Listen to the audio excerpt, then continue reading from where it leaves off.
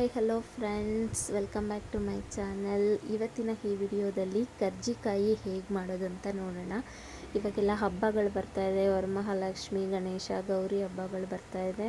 ಅದಕ್ಕೆಲ್ಲ ಯಾವ ರೀತಿ ತಿಂಡಿಗಳನ್ನ ಮಾಡ್ಕೊಬೇಕು ಅಂತ ನೋಡೋಣ. ತುಂಬ ಈಸಿ, ತುಂಬ ಬೇಗನೆ ಮಾಡ್ಕೊಬೋದು. ನೋಡಿ ಎಷ್ಟು ಸೂಪರಾಗಿ ಬಂದಿದೆ. ಹೇಗೆ ಮಾಡೋದು ಅಂತ ನೋಡೋಣ.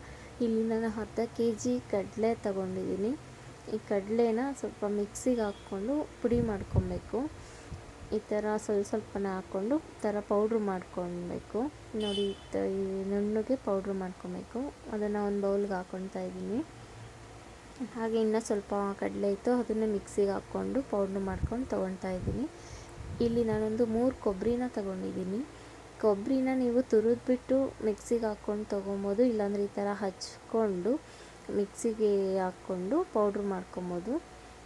ನೋಡಿ ಈ ಥರ ಜಾರಲ್ಲಿ ಹಾಕ್ಕೊಂಡು ಪೌಡ್ರ್ ಮಾಡಿಕೊಂಡು ಈ ಥರ ನುಣ್ಣಗೆ ಮಾಡ್ಕೊಬೇಕಾಗುತ್ತೆ. ಅದನ್ನು ಕಡಲೆ ಪುಡಿ ಜೊತೆಗೆ ಮಿಕ್ಸ್ ಮಾಡ್ಕೊತಾ ಇದ್ದೀನಿ. ನೋಡಿ ಇನ್ನೂ ಸ್ವಲ್ಪ ಹಾಕ್ಕೊತಾ ಇದ್ದೀನಿ. ಕಡಲೆ ಎಷ್ಟು ತೊಗೊಂಡಿರ್ತೀರೋ ಅಷ್ಟೇ ಕೊಬ್ಬರಿನೂ ಹಾಕ್ಕೊಂಡು ಟೇಸ್ಟ್ ಚೆನ್ನಾಗಿರುತ್ತೆ. ನೋಡಿ ಇಲ್ಲಿ 2 ಉಂಡೆ ಬೆಲ್ಲನ ತೊಗೊಂಡಿದ್ದೀನಿ. ಈಗ ಅದನ್ನು ಈ ಥರ ಸಣ್ಣಗೆ ಪುಡಿ ಮಾಡ್ಕೊಂಡಿದ್ದೀನಿ. ಹಾಗೆ ಅದನ್ನು ಮಿಕ್ಸಿಗೆ ಹಾಕ್ಕೊತಾ ಇದ್ದೀನಿ. ಪೌಡ್ರ್ ಥರ ಮಾಡಿಕೊಂಡ್ರೆ ಎಲ್ಲ ಹೊಂದ್ಕೊಳ್ಳುತ್ತೆ ಅದಕ್ಕೆ ಚೆನ್ನಾಗಿ. ನೋಡಿ ಈ ಥರ ಪೌಡ್ರ್ ಮಾಡಿಕೊಂಡು ಹಾಕ್ಕೊಬೇಕು. ಹಾಗೆ ಸ್ವಲ್ಪ ಹಾಗೆ ಇಟ್ಟಿದ್ದೀನಿ ಬೆಲ್ಲನ. ಸ್ವಲ್ಪ ಜಾಸ್ತಿ ಸ್ವೀಟ್ ಲಾಸ್ಟಲ್ಲಿ ನೋಡಿ ಹಾಕ್ಕೊಳ್ಳೋಣ. ಹಾಗೆ ಸ್ವಲ್ಪ ಕಡಲೆ ಬೀಜನ ಈ ಥರ ಫ್ರೈ ಮಾಡಿ ಸಿಪ್ಪೆ ತೆಗೆದು ಮಿಕ್ಸಿಗೆ ಹಾಕ್ಕೊತಿದ್ದೀನಿ. ಅದ್ರ ಜೊತೆ ಸ್ವಲ್ಪ ಕಾಯಿ ತುರಿ ಎಲ್ಲ ಹಾಕ್ಕೊತಾ ಇದ್ದೀನಿ. ನೋಡಿ ಇವಾಗ ಆಗಿದೆ. ಇವಾಗೆಲ್ಲ ಹಾಕ್ಕೊಂಡು ಮಿಕ್ಸ್ ಮಾಡಬೇಕು. ಫ್ಲೇವರ್ಗೆ ಇಲ್ಲಿ ಸ್ವಲ್ಪ ಏಲಕ್ಕಿನ ಹಾಕ್ಕೊತಾ ಇದ್ದೀನಿ. ಈಗ ನೀಟಾಗೆಲ್ಲ ಮಿಕ್ಸ್ ಮಾಡ್ಕೊಳ್ಳೋಣ. ನೀಟಾಗಿ ಈ ಥರ ಎಲ್ಲ ಹೊಂದ್ಕೊಬೇಕು. ಆ ಥರ ಮಿಕ್ಸ್ ಮಾಡಬೇಕು. ಕೆಳಗಡೆ ಎಲ್ಲ ಪುಡಿ ಇರುತ್ತೆ, ಕಡಲೆ ಪುಡಿ ಇರುತ್ತೆ, ಅದನ್ನೆಲ್ಲ ನೀಟಾಗಿ ಮಿಕ್ಸ್ ಮಾಡ್ಕೊಬೇಕು. ನೋಡಿ ಈಗ ಎಷ್ಟು ಚೆನ್ನಾಗಿ ಬಂದಿದೆ. ಇಷ್ಟು ಪೌಡ್ರು ರೆಡಿ ಆದರೆ ಮುಗೀತು. ಇವಾಗ ಮೈದಾ ತೊಗೊಂಡಿದ್ದೀನಿ. ಸ್ವಲ್ಪ ಮೈದಾ, ಅದಕ್ಕೆ ಸ್ವಲ್ಪ ಅರಿಶಿನ ಹಾಕ್ಕೊಂಡು ಸ್ವಲ್ಪನೇ ನೀರು ಹಾಕ್ಕೊಂಡು ಈ ಥರ ಕಲಿಸ್ಕೊಬೇಕು. ನೋಡಿ ಈ ಥರ ಸ್ವಲ್ಪನೇ ನೀರು ಹಾಕ್ಕೊಂಡು ಕಲಿಸ್ಕೊಬೇಕು. ಸ್ವಲ್ಪ ಜಾಸ್ತಿ ತೆಳು ಮಾಡ್ಕೊಬಾರ್ದು, ಗಟ್ಟಿಗೆ ಇರಬೇಕು. ಕರ್ಜಿಕಾಯಿಗೆ ನೋಡಿಕೊಂಡು ನೀಟಾಗಿ ಕಲಿಸ್ಕೊಳ್ಳಿ. ಹಾಗೆ ಸ್ವಲ್ಪ ಆಯಿಲ್ ಹಾಕ್ಕೊಂಡು ಚೆನ್ನಾಗಿ ಈ ಥರ ಸಾಫ್ಟಾಗಿ ಮಿಕ್ಕೊಳ್ಳಿ. ನೋಡಿ ಇವಾಗ ರೆಡಿಯಾಗಿದೆ. ಅದನ್ನು ಸ್ವಲ್ಪ 1 ಅವರ್ ಹಾಗೆ ಇಡೋಣ. 1 ಅವರ್ ಆದಮೇಲೆ ನೋಡ್ತಾ ಇದ್ದೀರಲ್ಲ, ಇಷ್ಟು ಗಟ್ಟಿ ಇರಬೇಕು, ಜಾಸ್ತಿ ತೆಳು ಆಗಬಾರ್ದು. ಕರ್ಜಿಕಾಯಿಗೆ ಈ ಥರ ಗಟ್ಟಿ ಇದ್ರೇ ಚೆನ್ನಾಗಿ ಬರುತ್ತೆ, ಕ್ರಿಸ್ಪಿಯಾಗಿ ಬರುತ್ತೆ. ಇವಾಗ ಸ್ವಲ್ಪ ಚೆನ್ನಾಗಿ ಎಲ್ಲ ಮೆತ್ಕೊಂಡು ಲಟ್ಟಿಸ್ಕೊತಾ ಇದ್ದೀನಿ. ನಾವು ಹೇಗೆ ಪೂರಿಗೆ ಲಟ್ಟಿಸ್ಕೊತೀವಿ ಅದೇ ಥರ ಲಟ್ಟಿಸ್ಕೊಂಡು ತೊಗೊಬೇಕಾಗುತ್ತೆ.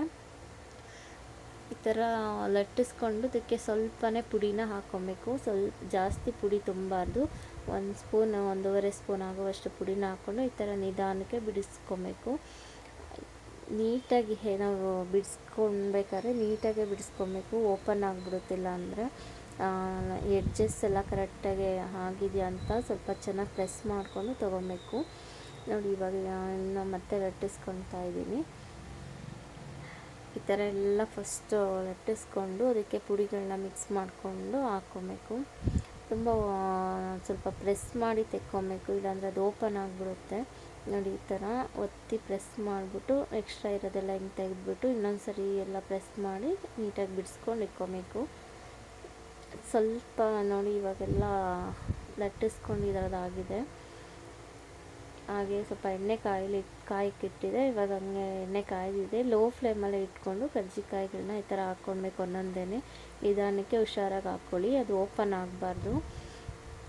ನೋಡಿ ಈ ಥರ ಒಂದು ಸೈಡ್ ಆದಮೇಲೆ ಇನ್ನೊಂದು ಸೈಡ್ ಈ ಥರ ಹಾಕ್ಕೊಂಡು ಬೇಯಿಸ್ಕೊಬೇಕು.